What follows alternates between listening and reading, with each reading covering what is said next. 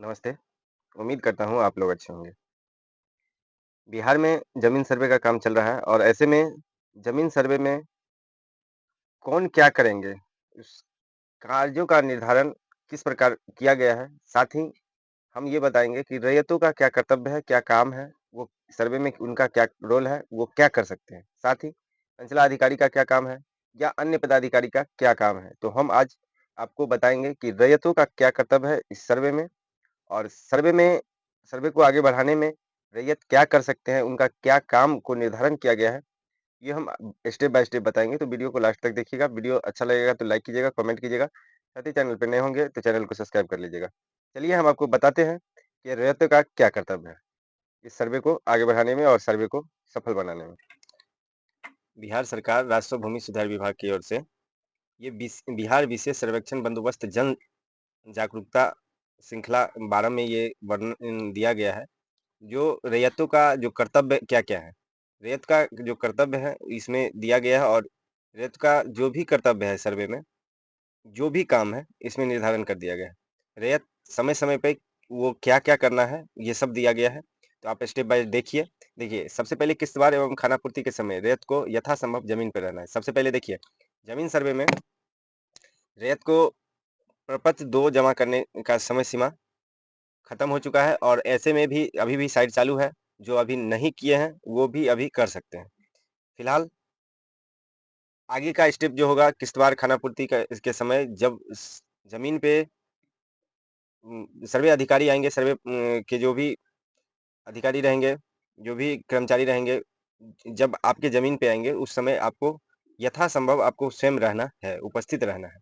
देखिए ज़रूरत पड़ने पर सर्वेक्षण के टीम के साथ रहकर अपनी ज़मीन की चौहद्दी बताना चाहिए। आप ज़मीन पे रहेंगे, तो अपनी जो भी स्थिति परिस्थिति रहता है, ज़मीन का हर एक चीज़ जानकारी देना होता है। अपनी ज़मीन का मेड़ ठीक करना, जो सीमांकन कर लें, पहले से जो भी स्थिति है, आप अपना मेड़ सही रखें, ताकि जब सर्वे होगा उस समय कोई परेशानी नहीं होगी। ज़मीन का विवरण चौहद्दी के साथ प्रपत्र 2 में खिसराबार भरकर शिविर में जमा कर दें। जो आप कर दिए हैं, वो ठीक है, नहीं किए हैं, वो अपना प्रपत्र 2 खिसराबार एक-एक भर के अपना चौहद्दी के साथ अपना शिविर में जमा कर सकते हैं, ऑनलाइन कर सकते हैं। इसके बाद देखिए स्वघोषणा प्रपत्र 2 के साथ निम्नलिखित कागज़ात संलग्न करना है। इसमें क्या-क्या कागज़ लगेंगे, वो इसमें दिया गया है। तो आप एक-एक कागज़ को देखते हुए जो भी आपके पास उपलब्ध है, वो अपना साथ अटैच कर दें। अगर आपके पास कुछ ऐसे भी पेपर हैं जो उपलब्ध नहीं हैं, फिर भी आप विवरण डालकर आप ऑनलाइन कर दें ताकि जब भी अगला स्टेप आएगा तो उस समय आप इसको दे पाएँगे। देखिए जमाबंदी संख्या की विवरण, माल गुज़ारी रसीद की छायाप्रति यदि उपलब्ध हो तो डाल दीजिए। खतियान अगर आपके पास है तो खतियान, इसके बाद अगर आपका केवाला से प्राप्त है तो केवाला का अटैच कर सकते हैं। इसके बाद देखिए अगर जमाबंदी पूर्वज के नाम से है और वो उनका मृत्यु हो चुका है, तो मृत्यु प्रमाण पत्र लगा सकते हैं। और इसके बाद आवेदक या हित अर्जक करने वाले मृतक का वारिस होने का प्रमाण पत्र। सबसे समझिए कि वंशावली ये हुआ, वंशावली लगा सकते हैं। सक्षम न्यायालय का अगर आदेश है, उस ज़मीन से संबंधित कोई भी अगर कोर्ट कचहरी का कोई भी मामला है, अगर उसमें कोई डिग्री प्राप्त है या किसी प्रकार का पेपर है, तो आप उसमें लगा सकते हैं। और साथ ही इसके बाद अगला जो स्टेप है, रैयत अपनी वंशावली प्रपत्र 3-1 में भरकर संलग्न कागजात के साथ शिविर में जमा करेंगे। वंशावली जो उसका फॉर्मेट दिया गया है, आप उस फॉर्मेट के अनुसार उसको दे सकते हैं या आप अपने हिसाब से वंशावली सही वंशावली आप उसमें अटैच कर सकते हैं। प्रपत्र 7 में एलपीएम मिलने के बाद ठीक से जाँच कर लें, गलत होने पर प्रपत्र 8 में आपत्ति दें।